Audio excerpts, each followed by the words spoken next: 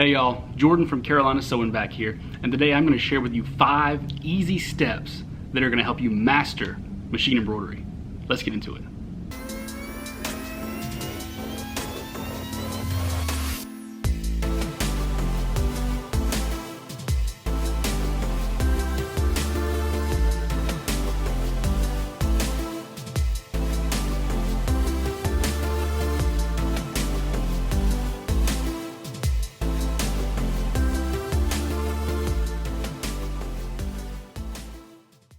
The first thing I want to talk about is hooping. So this is usually the downfall of new embroiderers. It's the biggest issue and biggest learning curve I feel like people getting into embroidery have, is not hooping tight enough. So you always want to hoop tightly and consistently. One tool that can really help with that is a hoop driver. If you don't have real strong hands or maybe you got arthritis, this is basically an enclosed flathead that really allows you to crank down on these hoops. You can insert it right here and just a little bit more pressure, and you can really crank down on it as opposed to using your hands or trying to use a screwdriver itself that slips off. This is very helpful. Another way you can go is aftermarket hoops. So magnetic is a really good way because it's just a flat hoop and you don't have to worry about tightening anything. These are the monster snap hoops. I really like these because they fit on your machine and your machine knows what kind of hoop is on it. Depending on what kind of machine you have, you may be able to get like clamp hoops. Those are great for the multi-needle machines. Or you may even want to think about floating depending on the project.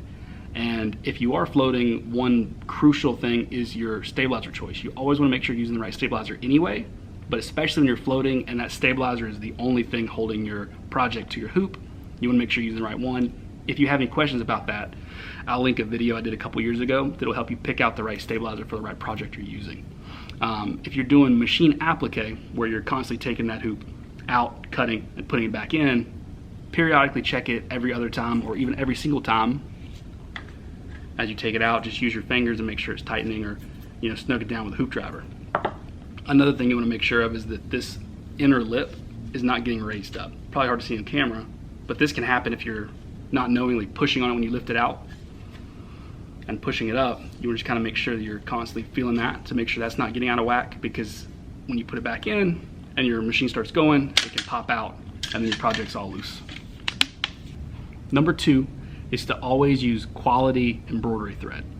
Buying cheap thread is a really good way to rack up on colors, so that when you start your embroidery and stuff like that, you got a lot of color options, but it can come back to bite you when it starts shredding, it starts breaking, and your tension looks off, which a lot of times your tension is not off on your machine, it's just that the thread you're using is inconsistent, and it's an apparent issue, not a real issue.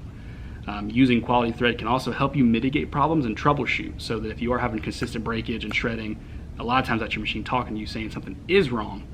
Keep in mind that thread does break, and sometimes your needle can cause shredding. So consistent problems with good quality thread will usually reflect an issue, but inconsistent problems is usually just a mechanical thing being mechanical. So always use quality thread, and that's going to help your project look a lot better and help you be more in tune with your machine. Number 3 is to change your needle more often than you think. There's no great way to know when to change your needle, but after it breaks is never really an acceptable answer. There's rules of thumb like every 4 to 6 hours of sewing, or after every certain amount of stitches, but that's very vague, because what are you sewing on, how fast are you sewing, what kind of needle are you using? There's so many different variables to it that every needle is a little bit different. It can be very helpful to keep track of how many stitches are on a needle. That way you're kind of taking some information for the future. When that needle starts to dull out, you can actually hear it when your needle starts to dull out. Sometimes you'll get looping when your needle is dulling out, or has a bend to it or anything like that.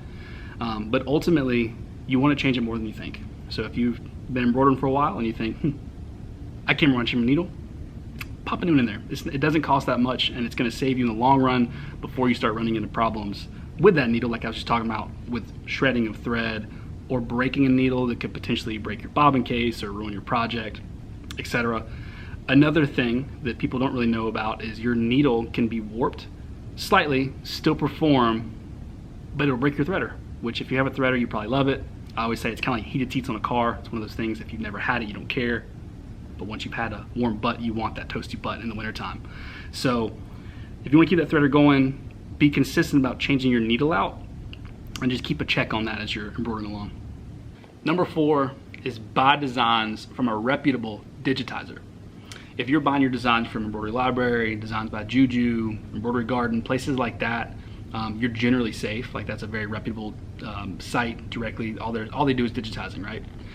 Etsy is one you gotta be careful on. I love buying designs from Etsy because you can get different things that you can't get elsewhere. They have great appliques and stuff like that. But one thing you gotta be careful about is anybody can sell on there.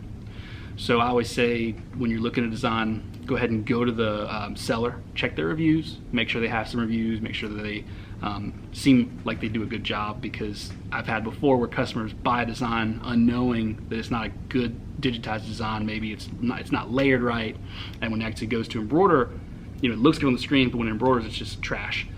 And through some trial and error and testing on the machine and other machines, we would find that it's just a digitizing issue, not a problem with the machine. So to avoid all that and avoid wasting a couple dollars, just be very careful when you're buying a design that who you're buying it from knows what they're doing.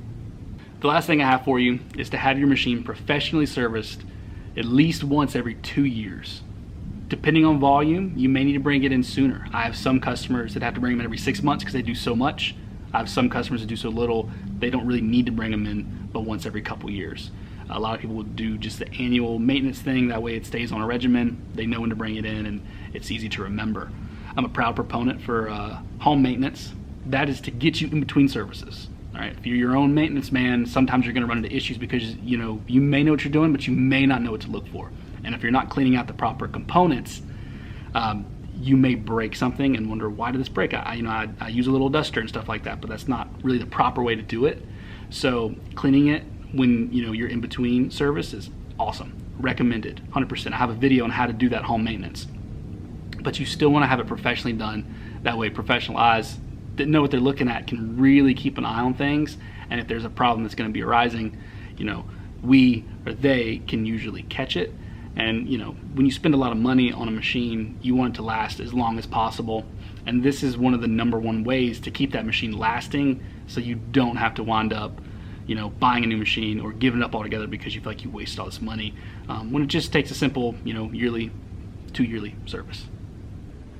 I hope you were able to learn something in today's video. I appreciate you watching. It means a lot to me, and I guarantee if you follow those 5 steps, you will see an improvement in your embroidery. If you've been embroidering for a long time and have another tip that I missed, drop it below. I'd love to hear it, and you might even be able to help somebody else out. So thank you all so much for watching. We'll see you in the next one.